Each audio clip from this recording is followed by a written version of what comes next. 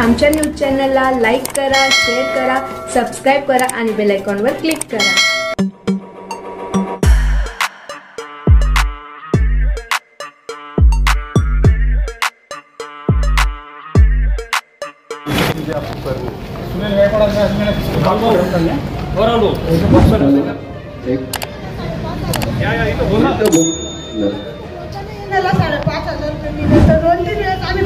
वर्षभर चक्रा मारतोय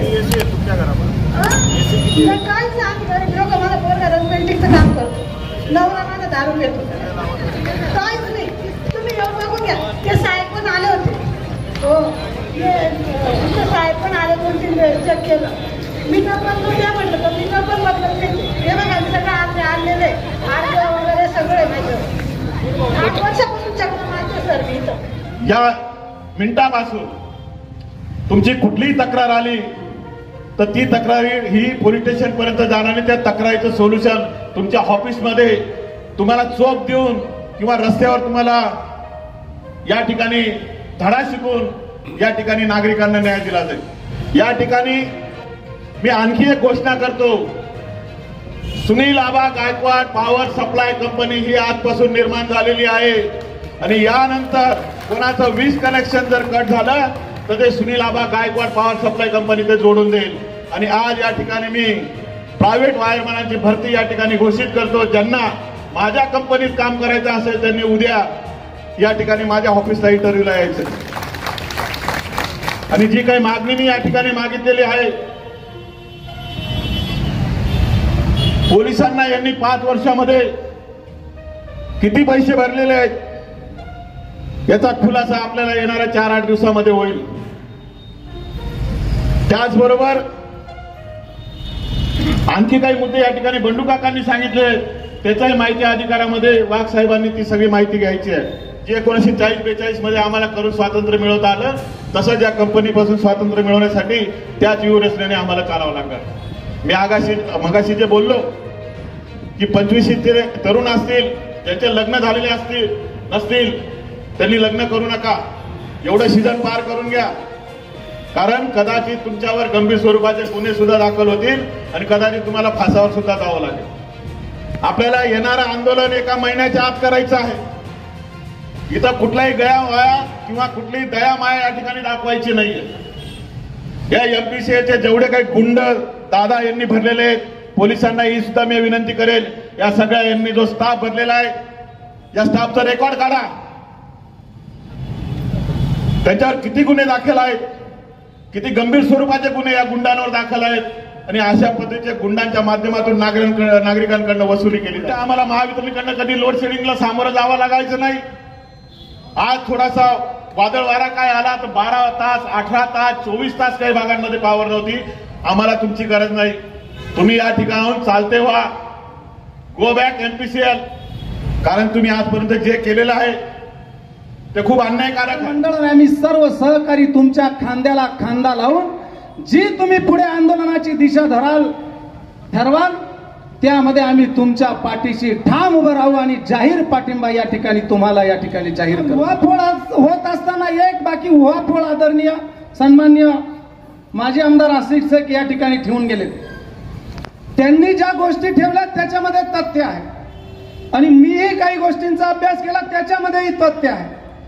हे खासगीकरण मालेगावकरांची कोणाचीही मागणी नव्हती, कुठल्या लोकांची नव्हती, जनतेची नव्हती, कोणाचीच नव्हती. हे खासगीकरणाचं भूत या मालेगावकरांच्या मानगुटीवर येत असताना त्याच्यामध्ये वीज चोरीचा निकष लावला गेला, वीज लॉसेसचा निकष लावला गेला. मान्य आहे, वीज लॉसेसचा वीज चोरीचा विषय जर तुम्ही त्याचा सहारा घेऊन एक खासगीकरण आणू पाहत होता तर महाराष्ट्रामध्ये 10 ते 15 शहरं अशी होती की त्या शहरांमध्ये 50% जास्त चोरी आणि लॉसेस होते. मग ठाणा असेल, अकोला असेल, यवतमाळ असेल, नागपूर असेल, या ठिकाणी 56, 58, 57, 51, 52% वीज चोरी होती. पण आपल्या मालेगाव शहरामध्ये मागचा जर इतिहास पाहिला तर 40-42 पेक्षा कधी वीज लॉसेस नव्हता, चोरी नव्हती. असं असताना ज्या भागामध्ये ज्या शहरांमध्ये जास्त वीज चोरी होती तिथे ते खासगीकरण झालं नाही. आता ज्या ठिकाणी आसिफबाईंनी ठेवलं की तिथे त्यांनी विरोध केला, खासगीकरण त्या ठिकाणी हाणून पाडलं. मग या सगळ्या शहरांमध्ये मालेगावपेक्षा जास्त लॉसेस असताना, चोरी असताना तिथलं खासगीकरण कंपनी तिथे आली नाही आणि आपलं खासगीकरण या ठिकाणी लॉसेस कमी इथे आले असताना आपल्यावर हे खासगीकरणाचं भूत आपल्या मालेगावकरांच्या मानगुटीवर दिलं. तर हे कोणी दिलं? ज्या ज्या सरकारने, ज्या ज्या ऊर्जा मंत्र्यांनी, ज्या ज्या लोकप्रतिनिधींच्या आशीर्वादाने हे मालेगावकरांच्या गोरगरीब जनतेच्या मानगुटीवर एक खासगीकरणाचं भूत आलं असेल, त्या त्या ऊर्जा मंत्री, त्या त्या सरकार, त्या त्या लोकप्रतिनिधींचा सुद्धा मी तमाम जनतेच्या वतीने सत्यानाश हो अशा प्रकारचा निषेध करतो. मुझे याद है जब महाराष्ट्र की सरकार ने, ऊर्जा विभाग ने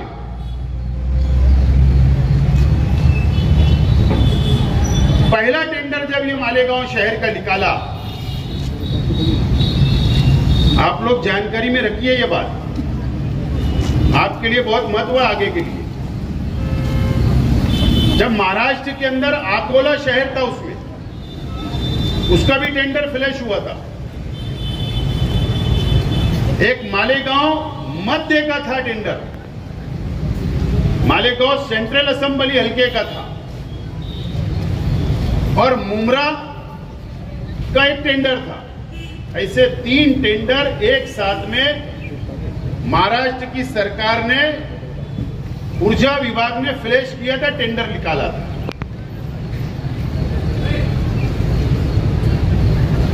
और अकोले का टेंडर रद्द हो गया था.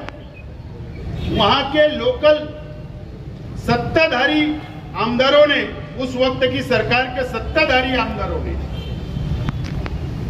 उसका विरोध किया और वो अकोले शहर का जो टेंडर निकला था उसको डिलीट कर दिया गया, उसको उस टेंडर से बाहर कर दिया गया. उस वक्त मैं सरकार के विरोधी पक्ष का आमदार था. मैंने खुद विधानसभा के अंदर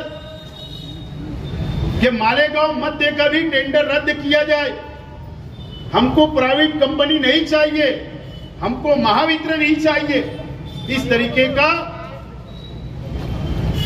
सभागृह के अंदर मैंने निषेध भी किया था और विरोध भी किया था. लेकिन मैं विरोधी पक्ष का था, इसके लिए मेरी बात का वजन जरा कम पड़ा.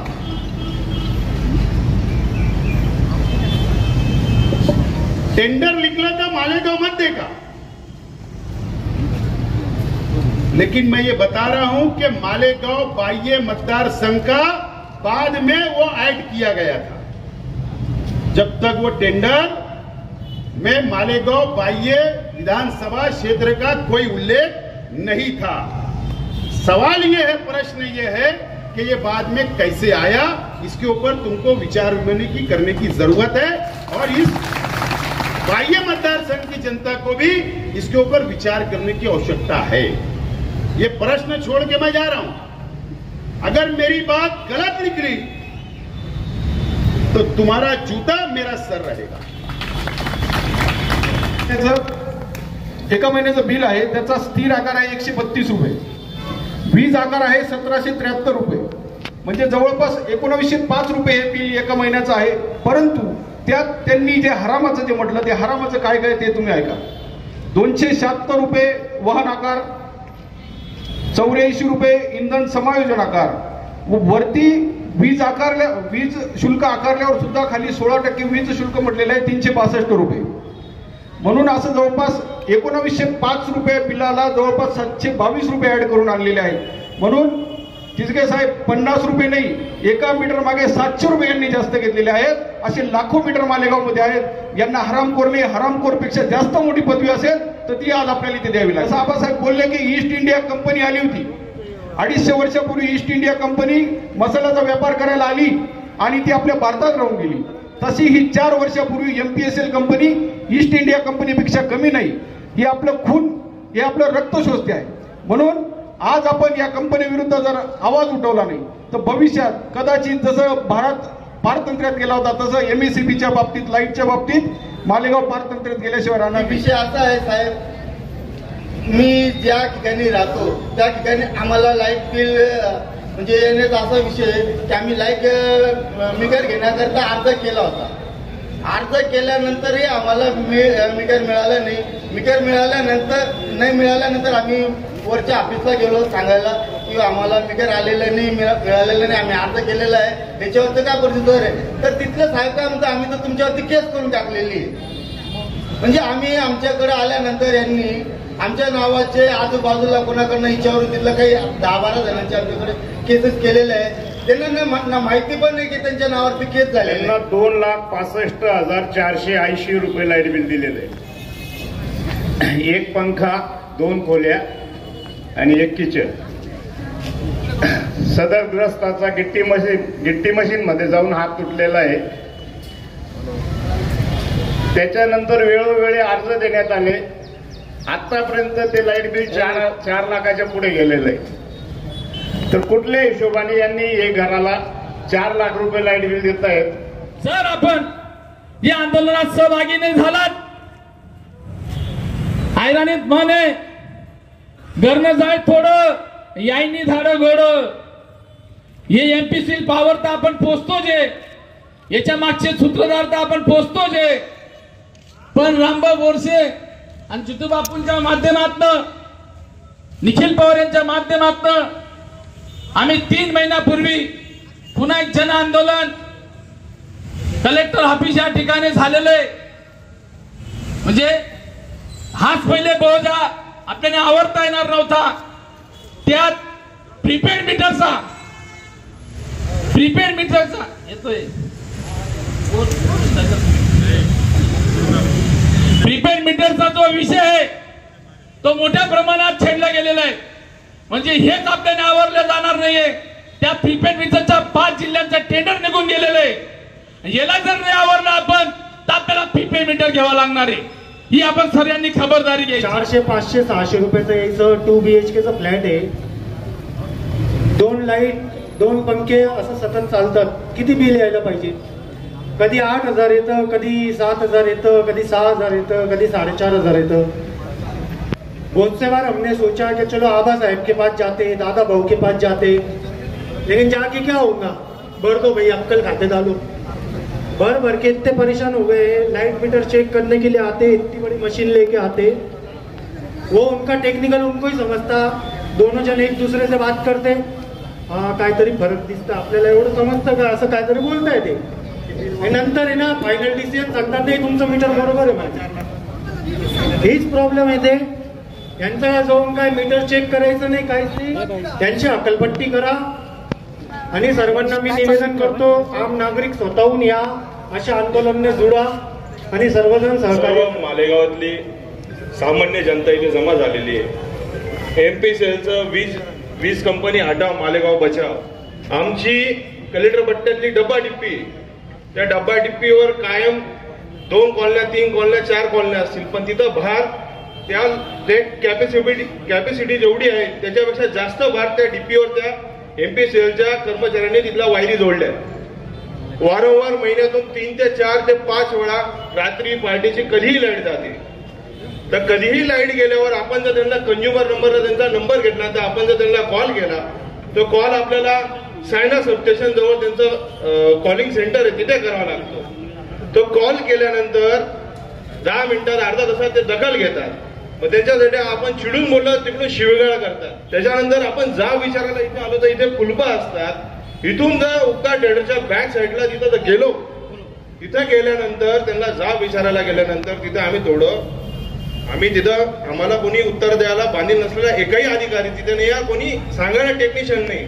तिथे आम्ही जाब विचारायला गेल्यानंतर तिथून यांचेच काही कर्मचारी तिथून दगडफेक केली.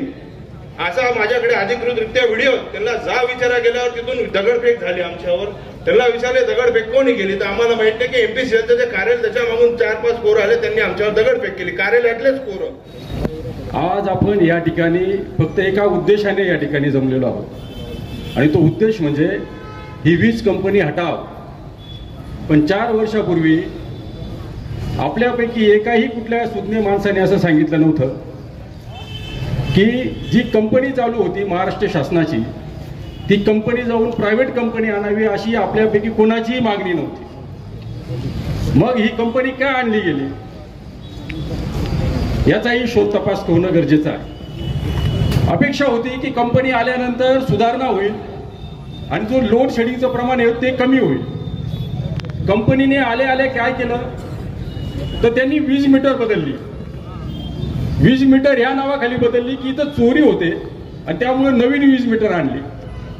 आधीची कंपनी चे वीज मीटर काढण्यात आले आणि नवीन जे वीज मीटर लावण्यात आले त्याची बिल बघितल्यानंतर गरगरायची वेळ आपल्या सगळ्यांवर आलेली आहे.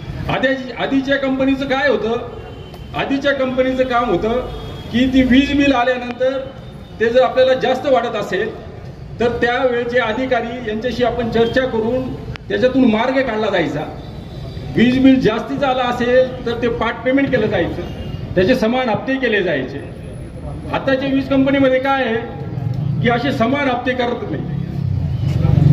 पहिली गोष्ट म्हणजे ते अधिकारीच भेटत नाही. आणि त्यानंतर जो आबांच्या मध्ये जो पिंड आहे सामाजिक कार्यकर्ता म्हणून, तर आबांनी त्या महिलेची व्यथा जाणून घेतल्यानंतर निश्चितपणाने आबांना वाटलं की अशी किती लोक या आपल्या शहरामध्ये तालुक्यामध्ये असतील आणि म्हणून त्यांनी फेसबुकला पोस्ट टाकली आणि त्या पोस्टला मिळणारा प्रतिसाद आणि मग त्यातून त्यांच्या मनामध्ये आलेली कल्पना, तसं आबांची एकट्याची एवढी ताकद आहे की ते एकटे आंदोलन उभं करू शकतात.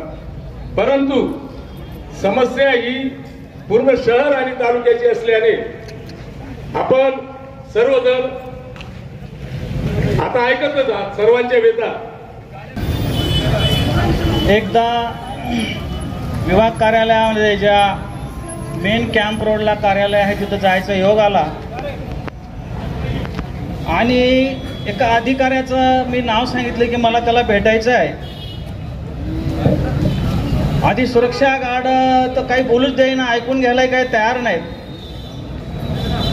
महत्वाचं मग म्हणजे तुमचं काय काम आहे, कशासाठी आलात. मग अधिकारी बाजूला राहिला, आता भेटणार नाहीत. मग ज्यावेळेस मी थोडा गरम झालो आणि मग म्हणे त्या मॅडम खिडकीत बसल्या आहेत, त्यांना विचारा. इथं 2 महिला कर्मचारी, एका डाव्या बाजूला एक उजव्या बाजूला. म्हटलं चला, म्हटलं मला अमुक अमुक अधिकाऱ्याला भेटायचे.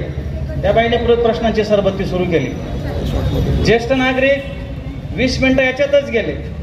ती मॅडम म्हणते तुम्ही शेजारच्या बाईला विचारा. शेजारच्या बाईकडे बघितलं, ते शेजारच्या बाईला. बरं काय झालं, आम्ही छत्रपतीचे अवलाद आहोत. त्यांनी खिडकी अशी ठेवली की असं खाली मुंडका घालून बोलावला. तोडण्यासाठी सर्व पक्षीय जन आंदोलन या ठिकाणी आपण उभारलेलं आहे आणि त्याचा खरा शिल्पकार आदरणीय सुनील आबा गायकवाड यांनी या आंदोलनाची हाक दिली. लक्ष देत नाही. बिल हजारोच्या संख्येने देतात. आता पावसाळा चालू झाला, यांचा कुठलाही बंदोबस्त नाही.